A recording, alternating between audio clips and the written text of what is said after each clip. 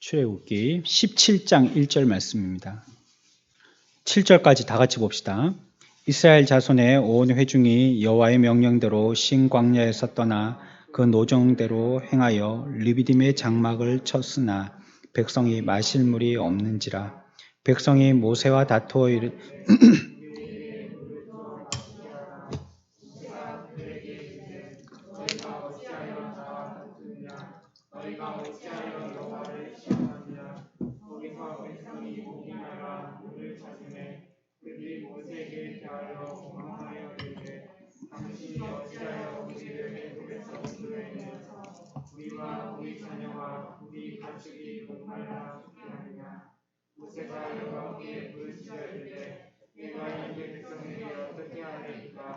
그들이 조금 있으면 내게 돌을 던지겠나이다.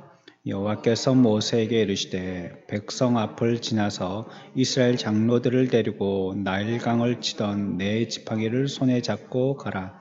내가 호렙산에 있는 그 반석 위 거기서 내 앞에 서리니 너는 그 반석을 치라. 그곳에서 물이 나오리니 백성이 마시리라. 모세가 이스라엘 장로들의 목전에서 그대로 행하니라.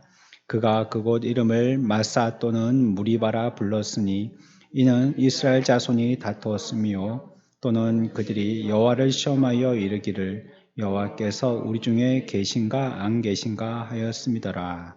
아멘. 우리 이 르비딤에서의 사건의 이 샘물의 의미를 우리 몇 가지 생각해 보았습니다. 첫 번째는 어떤 의미가 있다고 그랬죠? 이 르비딤의 샘물이 어떤 샘이라고 그랬어요? 이 샘은. 네? 이 샘은 어떤 샘이라고요? 예, 은혜의 샘이라고 했죠. 은혜의 샘. 왜 은혜의 샘이에요? 이들은 받을 만한 조건이나 자격이 못 되는데도 물을 주었기 때문입니다. 그들이 지속적으로 원망하고 불평하고 뭐 할 때마다 이게 버릇이 됐잖아요. 그래요. 우리가 좋은 버릇을 들여야 됩니다. 우리가 날 때부터 갖고 있는 천성이라는 게 있거든요. 그래, 이전에 그 은사 목사님이 살아 계실 때에 가끔씩 이렇게 가서 말씀 나눌 때 그런 말씀을 자주 하셨어요. 사람이 자기가 태어나서 갖춘 기술도 중요한데 태어날 때 가지고 태어나는 그 천성 기질, 그것도 신앙생활에 굉장히 중요하더라. 이런 말씀을 하시는 걸 기억합니다. 우리가 천성이 있잖아요. 어떤 사람은 앞에 나오기를 좋아하는 사람이 있고, 어떤 사람은 앞에 나오는 게 죽는 것처럼 싫은 사람도 있고, 어떤 사람들은 말하기를 좋아하는 사람이 있고, 어떤 사람은 말하는 걸 너무 피곤해하는 사람도 있고, 어떤 사람은 뭐 이렇게 막 해야지만, 뭘 해야지만 에너지가 만들어지는 사람이 있고, 어떤 사람은 가만히 있어야지만 재충전이 되는 사람도 있고, 서로 다 뭐 자기의 건강이나 성향이나 뭐 다 다릅니다. 이 다른 모습들을 가지고 있죠. 우리는 뭐 이런 서로 제각각의 모습들을 다 가지고 있어요. 그래서 우리에게서 이런 여러 가지의 성향을 가지고 있고, 또 우리는 그걸 통해 가지고 이제 하나님 앞에 잘 활용해야 되는데, 그런데 이런 어떤 천성적인 것, 이런 것들이 고쳐진다는 것이 오랜 시간을 통해서 훈련할 때에 어느 정도 모양은 만들어지기는 만들어지는데요. 그거 우리가 뭐 안 갖고 생활할 수는 없으니까요. 죽을 때까지는 갖고 생활하는 건데, 그러나 그게 잘 되지가 않아요. 그러나 하나님이 그러한 성량을 주셨기 때문에 그걸 버려서는 안 되는 거거든요. 공과가 다 있으니까 안 좋은 것만 보고 버릴 수는 없는 거예요. 하나님이 우리에게 좋은 것으로 주셨기 때문에. 그래서 우리가 그걸 좋은 성량으로 자꾸 개발해서 잘 쓰는 게 필요한 겁니다. 그렇기 때문에 우리에게 주신 이 우리의 성량을 가지고 우리가 가지고 있는 것을 어떻게 다듬어 쓸 것인지에 대한 큰 오랜 시간에 이러한 계획들이 필요해요. 그건 한 번에 덜컥 된다고 되는 게 아닙니다. 뭐 저는 말하기 싫어하고 또 내성적이고 말 잘못하는 사람이라고 얘기하니까 목사님 뭐 거짓말 한다고, 목사님은 말하는 게 일이면서 뭐 그렇게 얘기하시냐고 뭐 그렇게 농담처럼 얘기하시는 분이 있는데 전 정말 그랬습니다. 예. 말하는 거 싫어하는 사람이고요. 또 말 잘 못하는 사람이고 앞에 나오는 거 싫어하는 사람이었습니다. 저는 지금 뭐 어쩔 수 없으니까 이걸 하죠. 안 그러면은 아마 저 뒤에 앉아 있을 겁니다. 그렇지만 우리가 그것이 우리들이 해야 될 사명의 일이라면 그거 묵혀둬서는 안 되는 것이잖아요. 물론 좋아서 한다면요 성과는 훨씬 더 극대화되겠지만 싫더라도 그게 하나님의 우리에게 맡겨주신 사명의 일이라면 그거 하면요 그게 또 그렇게 개발됩니다. 개발돼요. 그래 이제는 뭐 이렇게 오랫동안 뭐 95년부터 제가 전도사 했으니까요 2015년 지금 20년이니까 제가 목회한 지가 25년이 됐네요 지금. 그런데 이렇게 자꾸 똑같은 걸 훈련하다 보니까요 이제 사람 만나는 거 그렇게 많이 무섭지는 않아요. 무섭지는 않아요. 뭐 그 사람이 나보다 월등한 사람을 만나기도 할 때가 있거든요. 아주 막 지식적으로도 막 월등하고 뭐 어떤 하나의 학문에 대해서 깊이 알고 이런 사람이 있거든요. 그러면 뭐 그런 사람들 만나러 가면 조금 뭐랄까 위축되잖아요. 그럼 가서 아무 말 안 하고 듣고 있으면 됩니다. 하면서 듣고 있으면 됩니다. 뭐 그렇게 하면 되는 거고 또 말 잘하는 사람들은 막 말하기 좋아하는 사람은 가끔씩 가다가 뭐 추임새 한 번씩 넣어주면 그 사람 막 신이 나가지고 막 자기 혼자 말하다가 이제 지치면 끝나는 거죠. 그렇게 하면 되는 거고 뭐 이제 이런 성향의 사람이든지 저런 성향의 사람이든지 이제 사람 만나는 게 그렇게 저는 이제 많이 힘든 그런 고비는 좀 지난 것 같아요. 이런 게 여러분들도 여러분들의 성향에 어떤 그 약한 부분이 있다면 그런 부분이 잘 안 된다면 뭐 쉽고 잘 되는 부분이야 저절로 되는 거니까요. 그래도 그 약하고 잘 안 되는 부분을 자꾸 애쓰고 힘쓰고 훈련하다 보면요. 그게 어느 정도 또 이렇게 만들어집니다. 균형 잡히게 이렇게 만들어져요. 하나님이 그거 전혀 안 되게 하시지 않았어요. 뭐 전혀 뭐 우리 못하는 것 있죠. 전혀 뭐 머리가 딸려서 안 되는 거 있죠. 이런 거는 어쩔 수 없지만 그렇지 않고 신앙에서 대부분 우리가 하는 거는요. 어린아이에서부터 할아버지 할머니들 다 하실 수 있는 것들입니다. 그래서 그거 내가 안 돼 하고 포기하지 마시고요. 하다 보면 됩니다. 그 정도 됩니다. 전에보다 월등하게 잘 될 수 있어요. 그러니까 하나님이 우리들에게 주신 이 큰 은혜들 있죠. 이 은혜들에 대해서 우리가 감사하면서 잘 활용해야 돼요. 모든 것이 하나님의 은혜라고 생각하고 잘 활용해야 됩니다. 지금의 이 때도 있죠. 이거 하나님의 은혜의 때입니다. 성경이 지금 구원의 날이라고 얘기하고 있잖아요. 지금이 은혜 받을 만한 때라고 얘기했잖아요. 이거 2020년 빼놓고 얘기하는 거 아니거든요. 성경이 얘기하고 계시는 그 현 시점은 오늘날 저와 여러분들이 살고 있는 이 역사의 시대입니다. 지금 또 구원의 일은 계속 전개되고 있잖아요. 지금 뭐 해야 됩니까 우리가? 말하지 말라고 전부 다 입에다 마스크 씌워놨잖아요. 뭐 마스크 쓰고 있으니까요. 뭐 화장 잘하거나 못하거나 별 상관이 없어요. 뭐 반은 다 덮고 있는데 뭐 남자 같으면 뭐 수염을 깎았는지 안 깎았는지 여자 같으면 뭐 립스틱을 발랐는지 모릅니다. 뭐 앞에 뭐 다 쓰고 있는데요. 뭐 외모로 보이고 사람들한테 치장해서 보이고 말로 하고 하나님 앞에 묵상하고 기도하고 해야 될 시간에 그것보다도 이런 외형적인 것들에 많이 치우치다 보니까 하지 마 이제 입 닫고 우리 앞에다가 그냥 입에다가 딱 셔터를 딱 내리셔 버리시는 거예요. 꼭 그런 건 아니지만 꼭 그렇게 해석할 건 아니지만 그렇게 보여지는 겁니다. 더 이상 말하지 말고 좀 듣고 이제는 입 막았으니까 이제는 뭐 하는데 기울여야 되겠어요. 이제 듣는 데 기울여야죠. 하나님의 음성이 지금까지 막 계속 내가 하고 싶은 말만 쪼물쪼물 계속 하는데 바빴었다면 이제는 뭐 입을 막아버리시니까요. 말하지 말라고 그러시는데요. 그러면 나는 뭐 해야 돼요? 잠잠히 들어야죠. 말씀하실 때. 뭘 말씀하시는가? 내게 뭘 말씀하시는가? 이제 입을 막았으니까 귀를 기울여서 하나님의 음성을 들어야 되겠죠. 사람들 모여가지고 우리들 뭐 어느 때는 시간도 낭비하고 인력도 낭비하고 돈도 쓰고 이러면서 뭐 이 세상을 어떻게 즐길까 이런데 2019년까지 우리가 살았잖아요. 근데 그런 것도 하지 말라는 거예요, 하나님이. 있는 그곳에 머물러 있어야 마치 유대민족들 출애굽할 때 그들이 살던 애굽 땅 자신들의 본고향은 아니지만 자기의 본고향은 따라 있고 그들은 타향살이하지만 오랫동안 생활하다 보니까 애굽이 마치 유대인들에게 본 고향처럼 됐어요. 400년 넘게 살다 보니까. 본 고향이 된 거예요. 우리나라도 뭐 100년도 안 되게 일본에 강제 점령 당했는데 그래도 지금까지도 일본의 잔재가 남아 있잖아요. 400년 동안 그렇게 살았으면 거의 뭐 애굽 사람 다 된 거죠. 그게 너무 편하고 너무 좋은 거예요. 그 이스라엘 민족들이 나오라고 해도 나왔습니까? 아마 10가지의 하나님께서 보여주신 애굽의 왕에게 나타내신 하나님의 이와 같은 이적들을 유대인들도 봤는데 그들의 마음에도 반신반의하고 봤을 겁니다. 저기 정말 그럴까 하고 봤을 겁니다. 여기가 더 편한데요. 자기들이 항상 그 말 하잖아요. 광야 나와서 하는 말이 그 말이잖아요. 내가 애굽에 있을 때가 훨씬 편했다고. 이거 입에 달아놓고 붙이는 말이잖아요. 그때 고기 먹었던 거, 그때 물 마셨던 거, 그때 뭐 시원한데 있었던 건 뭐. 비록 우리가 종이었지만 거기는 뭐 그런 먹고 자고 걱정은 없었었는데 여기 나오니까 네가 나를 죽게 하는구나 이렇게 얘기하고 원망하고 그랬잖아요. 모세를.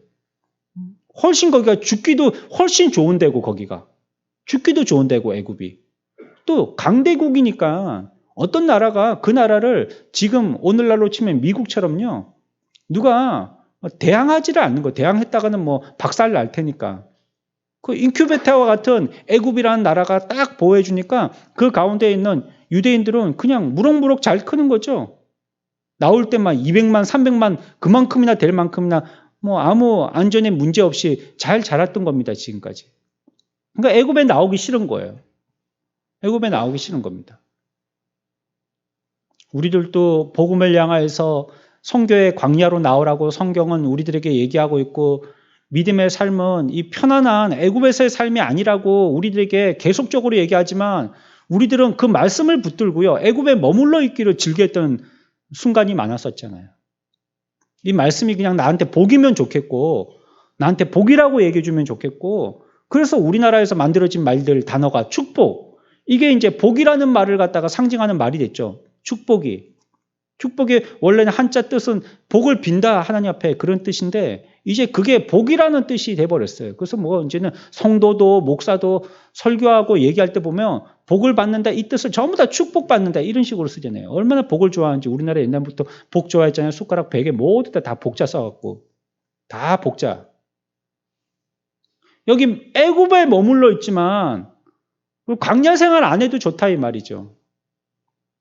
하나님이 우리들을 어디로 이끄시든지 나 별로 그거 관심이 없고 애굽에 있는데 여기에서 그냥 편안하게 살게만 해달라는 거예요. 그냥.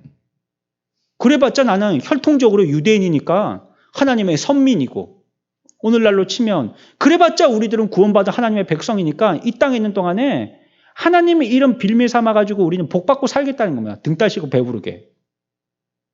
성경은 계속해서 아니야 광야로 나가야 돼.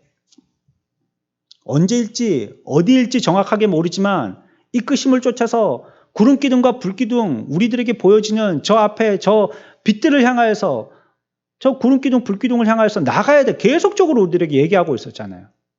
우리는 안 나가고 여기가 좋사오니 하고 애굽에 머물러 있었던 것입니다.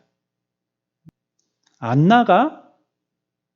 마지막에 10가지 재앙 딱 보여주실 때 보니까 막 유대인들에 있는 그 집 문에다가 양피로 표시한 그 집 말고는 전부 다 막 첫째 아이들은 다 죽여버리거든요.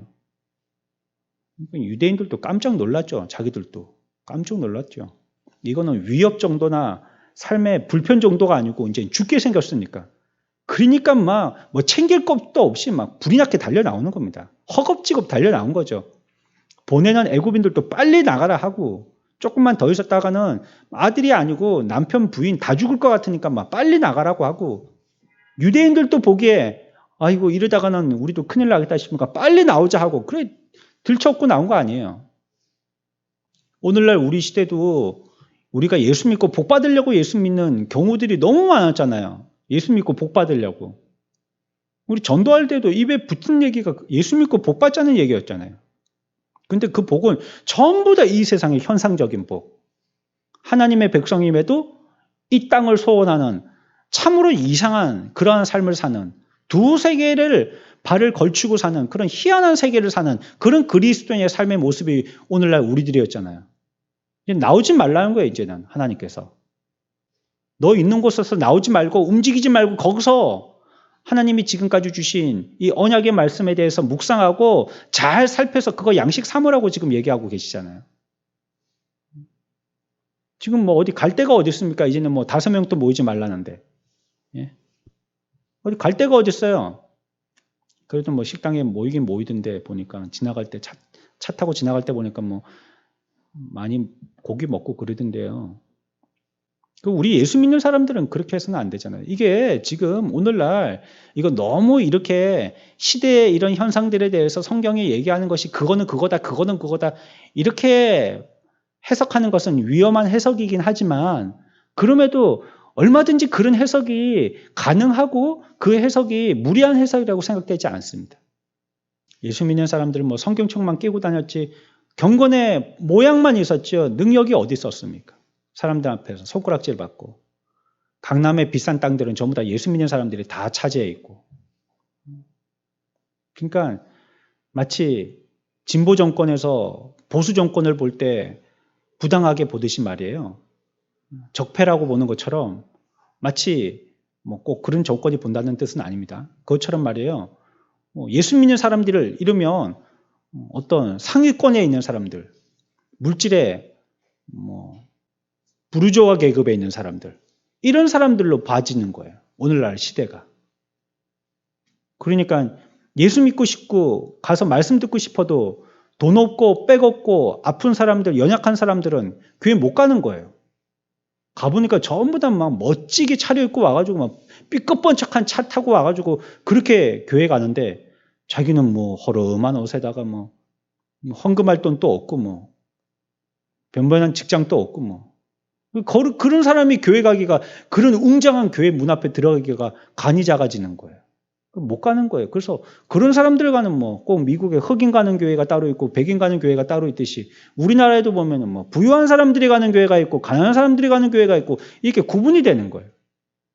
어느 교회는 뭐 젊은 사람들만 가고 어떤 교회는 또 나이 드신 분들만 가고 어떤 사람들은 막 노래하는 사람들만 가고 막 교회가 이렇게 막 교회도 막 컬러풀하게 나눠지는 거예요.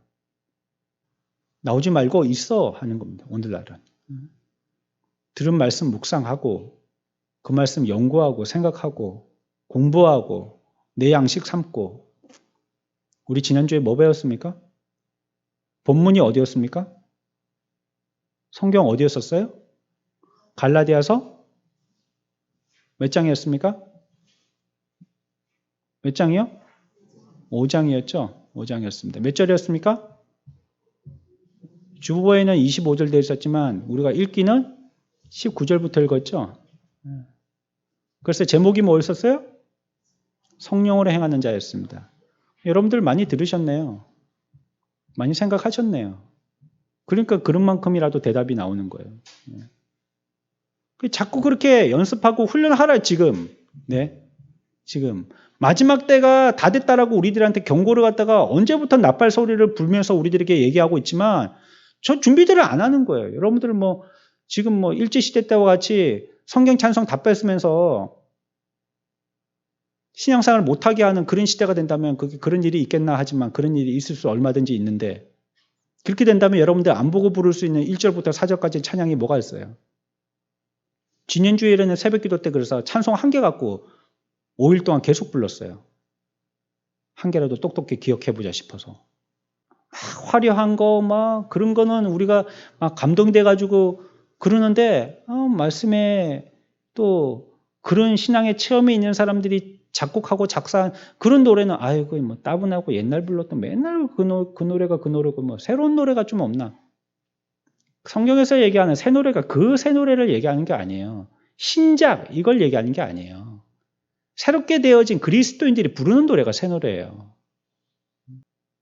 우리가 그거 삼아야죠. 언제 그런 일이 당할 줄 어떻게 알아요? 우리가 예배를 갖다가 이렇게 못 드리게 될 줄 어떻게 알았어요? 그거 예상할 수 없는 겁니다.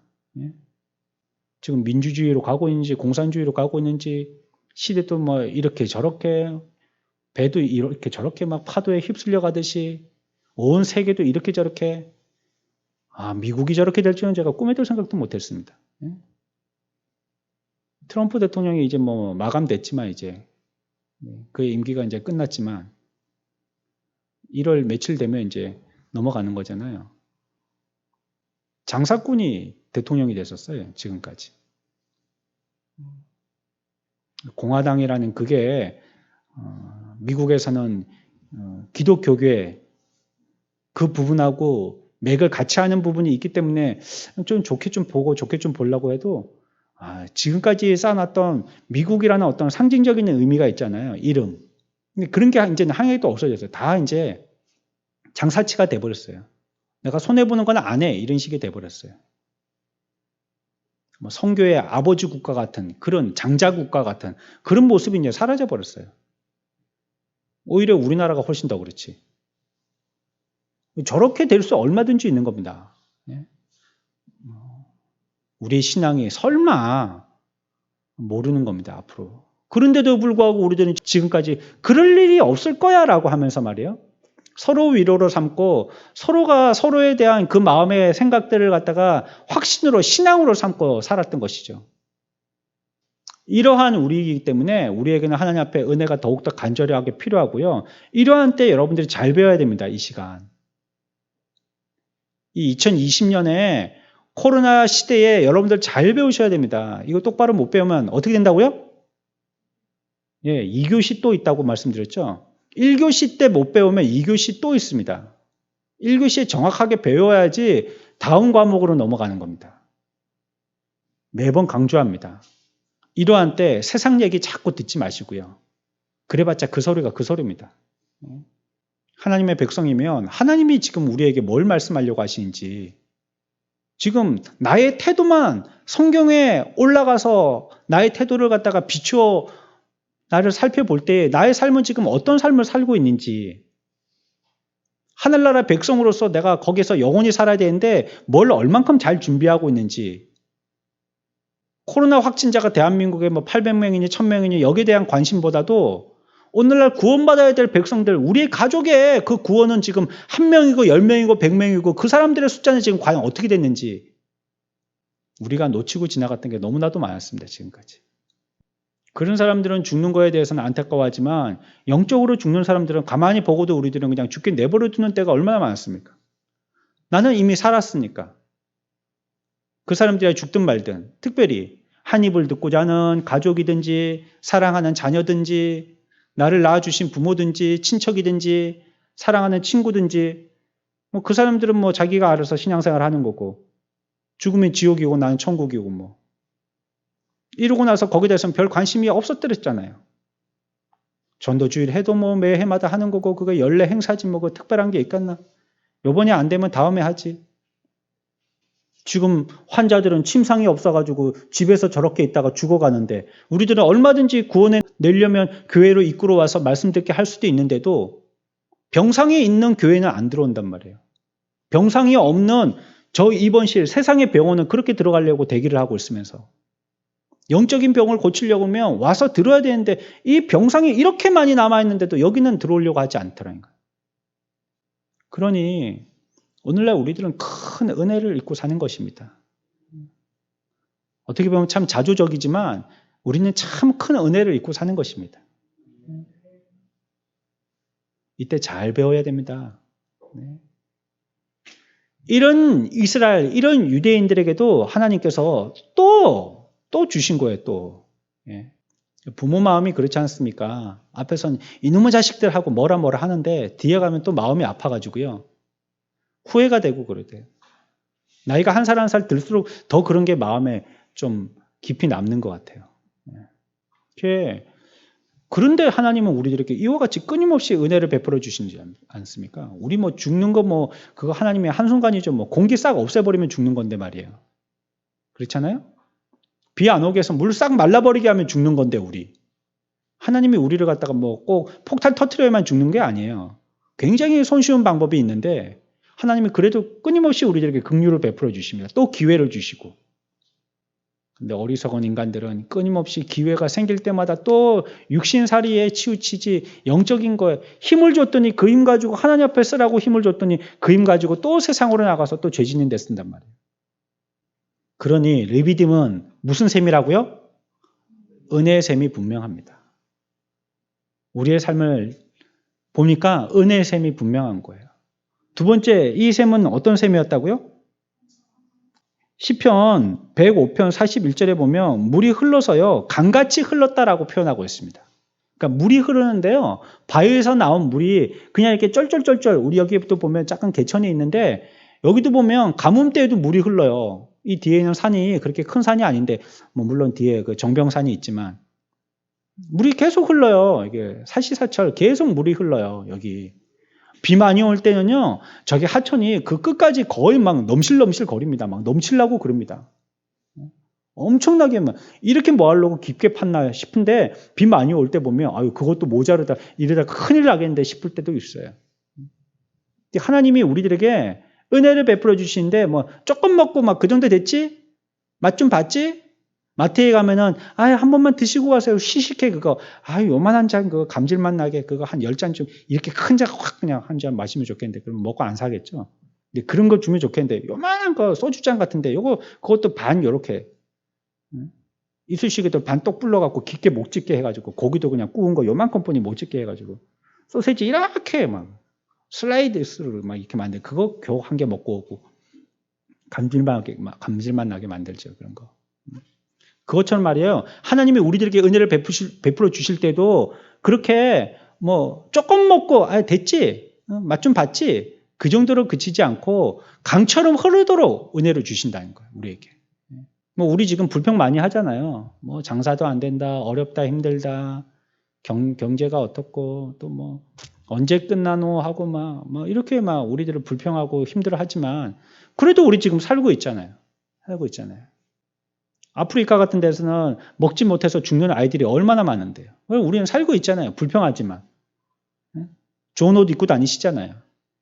그래도 뭐 길에 보면 아침마다 뭐 교회 오려고 찾길가에 나와보면 저 큰 창원 길이요. 막힙니다. 막혀요. 차들이 얼마나 쏟아져 나오는지. 차 다 좋은 차들 타고 다니죠. 좋은 옷들 입고 다니시죠. 그 뭐 말밥 마켓 이런 거 있거든요. 근데 가면 뭐 싼 거 굉장히 많습니다.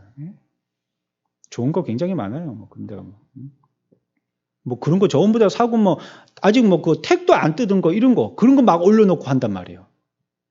야 그런 거 보면은 그런 거 잘 잡으면 정말 횡재인데 말이에요. 막 4분의 1, 5분의 1 이렇게 살 수 있으니까요. 그러니까 얼마나 돈이 많으면 사가지고 그렇게 막 반값도 안 되게 4분의 1, 5분의 1 값으로 또 내놓는 거예요. 그리고 또 다른 거 사려고. 자기는 뭐 갈아타려고 그런다면서 뭐 또 휴대폰 또 내놓고 막. 풍성하잖아요, 우리가. 예? 생명의 위협을 받을 만큼 힘들어하지는 않잖아요. 가만히 있어도 돈 준다고 그러잖아요, 돈. 지난주연금 지금 이제 몇 차례째 주는 겁니까? 5차례째 주는 겁니까? 계속 주잖아요. 돈이 많아요, 돈이 많아. 그러니 뭐 꼭 세상적인 것으로 계산할 것은 아니지만 이게 분명히 르비딤의 바위에 샘이 터져서 목을 축이게 했던 이 사건은 하나님이 우리들에게 베풀어 주신 풍성하신 은혜, 넘치는 은혜를 얘기하는 것입니다. 은혜의 샘인 거예요. 풍성한 샘인 거죠. 세 번째는요, 우리가 오늘 생각할 겁니다. 시간이 많이 가서 죄송합니다. 마지막으로 생각할 것은요, 이 샘은요, 사실 샘은 거기서 나오는 게 뭐예요? 너무 쉬운 퀴즈입니다. 뭐가 나옵니까? 물 나오죠. 그럼 하나님이 이 물을 왜 내셨어요? 그래. 나는 너희들에게 약속을 했어. 그리고 이거는 하나님의 은혜야. 많지. 풍성하게 줬어. 이거 보여주시려고도 우리들에게 뭐 그거는 우리가 교훈 삼는 거지만 사실 그 물을 내게 하신 이유는 뭐 때문에 내게 하신 겁니까? 마시게 하려고 내신 겁니다. 마시게. 그러면 이 샘물이 이렇게 풍성하게 나왔어요. 그러면 여기서 원망불평하면서 하나님 앞에 물 달라고 한 사람들은 이 물을 갖다가 뭐 해야 됩니까? 마셔야 되는 겁니다. 마셔야 돼요. 마셔야 되는 샘이에요. 이 샘은.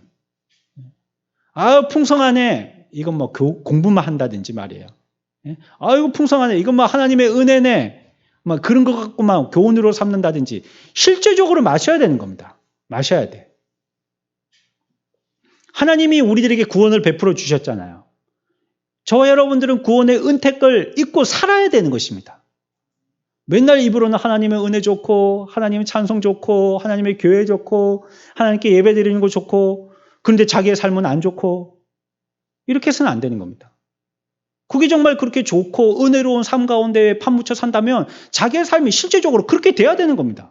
그 좋은 말씀 듣고 기분 좋게 찬양하고 환희에 차서 찬양하고 또 내가 하나님 앞에 고백하고 기도하고 속이 후련하고 나를 지지해 주시고 나와 함께 해 주시고 거뜬하고 기분 좋고 그런데 집에 가고는 맨날 한숨 쉬고 신세 한탄하고 옆에 있는 사람들하고 비교해 봐가지고 나는 없다, 나는 못 산다, 나는 뭐 부족하다, 연약하다. 우리 부모를 잘못 만나서 맨날 우리는 나라에서 이렇게 불쌍한 나라에서 태어나서 맨날 그렇게 한다면 그거는요 물을 보놓고 물을 보고만 있지 먹는 사람은 아니란 말이에요. 지금 그 사람들이 물을 먹으려고 요청한 거잖아요. 그러면 하나님이 주신 은혜를 퍽퍽퍽퍽 먹어야 될 거 아니에요. 배 터지게. 우리나라 말에도 그런 말이 있잖아요. 말을 물가까지 끌어갈 수는 있지만 물을 억지로 먹일 수는 없어요. 물은 누가 먹는 겁니까? 누가 먹는 거예요? 자기가 먹는 겁니다. 말 얘기 말고요. 지금 말 얘기는 지나간 거고. 우리가 말이에요. 우리가 하나님의 은혜까지 와가지고 그 은혜의 물은 누가 마시는 거예요? 내가 마시는 겁니다. 그건 뭐 왔다고 하는 것까지 교회 왔어. 나 교회 와서 신앙생활 하고 있어. 교회 와서 나는 이런 직분이 있어. 그거는 마시는 건 아닙니다. 온 거예요. 온 거. 그까지 온 겁니다. 그러면 그의 혜택을 받으면서 살아야죠. 그 가운데 살아야죠. 얼굴은 허옇고 머리는 까맣고 눈은 파란데 영은 하나도 못해. 좀 이상하잖아요. 그 문화에서 그렇게 살았다면 그렇게 삶의 표현이 돼야 되는데 전혀 그런 게 없다면 이상한 거잖아요. 쳐다만 본다고 해결되는 것이 아닙니다. 저 설교 맛있네. 저 설교 참 맛있겠네. 저 설교 참 먹음직하네. 저 설교 참 따끈따끈한 게 참 좋네. 유명한 목사님의 백종원 같은 목사님의 멋지게 요리한 설교네. 그거 하면 뭐예요? 퍼먹어야지. 자기가 먹어야지. 예? 남 만든 거 그거 봐도 내가 먹어야지 맛있는 거고 내가 배부른 거 아니에요. 내가 먹어야 되는 겁니다. 내 거 삼아야 되는 것입니다. 그게 저 여러분들의 할 몫입니다. 저는 설교 잘 못하는 사람입니다. 어렵게 한다고 옛날부터도 얘기 듣고 무슨 말 하는지 모르겠다고 하고 어떨 때는 뭐 얘기하고는 저도 모르겠는데 뭐 듣는 여러분들이 어지간하겠어요. 그러나 하나님이 이 시대에 안타깝게도 저와 여러분들을 그래도 한 가족으로 묶어두셨고 같이 신앙생활하게 선한목자교회라는 이름으로 공동체에 예배드리게 하셨다면 하나님이 우리를 통하여서 전해주시는 말씀이 있는 것입니다. 그렇다면 우리가 한솥밥 먹은 식구라면요. 식구는 뭐예요? 같이 밥 먹는 사람들이잖아요. 먹을 시기에 입구 짜잖아요. 같이 먹는 사람들이잖아요. 그냥 먹어야 되는 거예요. 와갖고 앉아만 있다 가는 게 아니고. 퍽퍽퍽 손가락 집어넣어갖고 먹는 것입니다. 요리는 이미 예수님께서 다 끝내셨습니다. 구원에 관계된 요리의 절차는 다 끝내셨어요. 주님이. 우리가 요리할 필요가 없습니다. 구원받기 위해서 우리가 어떻게 할 것인가 고민하고 열심히 할 필요 없어요. 그건 이미 예수님이 2000년 전에 다 끝내셨어요. 이 일을 위해서 이 땅에 오신 것입니다. 이걸 기뻐하는 것이 성탄절입니다. 산타클로스 할아버지 생일이 아니고. 그런데 어떤 사람은 그걸 알기만 하고요. 받아들이지 않습니다. 알면 됐지 하고 넘어가는 것입니다. 그리고는 그 위에다가 자기 철학을 쌓아 올립니다. 시작은 복음으로 시작했는데 끝은 보니까 자기 철학으로 끝나요. 이걸 이단이라고 하는 겁니다. 예수 믿는 사람도 이단 많습니다. 시작은 복음으로 시작했는데 끝은 보니까 전부 다 자기 하고 싶은 대로 하는 거예요. 이단입니다. 이단. 전에도 그랬잖아요. 예수 믿지만 예수를 믿어야 될 텐데 예수 안 믿는 사람들. 실제론적인 무신론자가 예수 믿는 사람들 가운데 얼마나 많은지 모르는 거예요. 안 믿는 거예요. 예수 믿는다 예수 믿는다 말만 하지만 안 믿는 거예요. 믿어야 할 때 안 믿어요. 자기 감정 억누르지도 않고 의지적으로 해보려고 하지도 않고 이해를 애써보지도 않고 감사해보지도 않고 안 하는 거예요. 그거 무신론자죠. 뭐 그거. 안 믿는 사람하고 똑같은 거 아니에요? 그것처럼 우리들도 이거 우리의 것으로 삼아야 되는 것이고요. 받아들여야 되는 것입니다. 알기만 하고 그쳐서는 안 되는 것입니다. 풍성한 생명이 나한테 접해지지 않으면 나는 죽는 거예요. 생명이 저기 있다 해서 산소통이 여기 있다고 그래서 물속에 들어가서 그 산소통에 그 빨대 가지고 입에 이렇게 마우스를 물지 않으면요. 그 뭐 산소통이 여기 있으면 뭐예요? 내가 뭐 숨을 쉬어갖고 내가 그거 들여 마셔야지 내가 사는 거죠. 바다에 뭐 1000개, 10,000개의 산소통이 있어도 내가 그거 열어가지고 마시지 않으면 나는 그냥 물속에서 죽는 겁니다. 하나님은 우리의 영혼의 목마름의 문제를 해결하기 위해서 구원의 선물을 주셨습니다. 저와 여러분들 구주께로 와서 모두 마시는 자들이 되기를 축원합니다. 흡족하게 마십시오. 배 부르게 마십시오. 반찬이 없어갖고 밥만 해서라도 먹는 건 내가 먹어야 되니까 먹으십시오. 이미 구원받았다고 만족하지 마시고요. 구원의 은혜에 깊이 잠겨야 됩니다. 쑥 들어가세요. 반쯤 걸치지 마시고 다이빙 하듯이 하나님의 말씀에 은혜 속에 풍 들어가 버리세요. 그냥 머리부터 발끝까지 쑥 들어가셔요. 은혜를 체험하시고 주님의 은혜의 강소에서 헤엄치는 자가 돼야 돼요. 그리고 이 메마른 이러한 세상이라 할지라도 이 인생길을 살 때 주의 은혜 가운데 살고 있기 때문에 우리들은 상관없어 하는 겁니다. 그리고 행복해하고 감사하는 겁니다. 사막에서도요 물고기가 삽니다. 사막 한가운데에서도 물고기가 살아요. 물이 없는데요? 어항에다가 물 담아가면 되는 겁니다. 어항 속에 있는 물고기는 사막 한가운데서도 안 죽습니다. 우리가 사는 세상은 사막과 같아요. 우리는 안 죽어요. 구원의 어항 속에 있기 때문이에요. 죽지 않습니다. 여기서 믿고 감사하고 기뻐하고 하나님을 찬양하는 겁니다. 지금 뉴스에서 계속 암울한 뉴스만 나오잖아요. 이제 적당히 보십시오. 이제 안 봐도 됩니다. 그거 한 이틀 지나도요. 뭐 크게 뭐 놀랄 만큼 뭐 그런 사건 별로 안 일어납니다. 이제 그게 그겁니다. 그런 또 놀라운 사건이 일어나면요, 내가 가만히 안 듣고 싶어도 누가 또 얘기해 주는 사람들이 있습니다. 와서 또 지나가다가 어디 들리기도 하고 이렇게 뭐 차 타고 가다가 보이기도 하고 뭐 밥상머리에 앉았다가도 뭐 보기도 하고 그렇게 됩니다. 저절로. 굳이 그렇게 많이 애쓸 필요가 없어요. 우리가 집중하고 애쓰고 마음을 들여야 될 게 이 시대에 무엇인지 우리가 생각을 잘 해야 되겠어요. 리비딤의 물, 우리 정리하고 마칩시다. 첫 번째, 이 물은 무슨 물이라고요? 은혜의 물입니다. 두 번째요? 풍성하게 주신, 조금 그런 거 아닙니다. 풍성하게 주신 물입니다. 세 번째는요? 뭐 해야 된다고요? 마셔야 됩니다. 그것도 어떻게 마셔요? 배 부르게 마십시오. 헤엄으로 치면 고개 내밀고 개 헤엄치지 말고 머리 눕고 잠수하시라는 얘기입니다. 큰 은혜 받는 저와 여러분들의 삶이 되기를 축원합니다.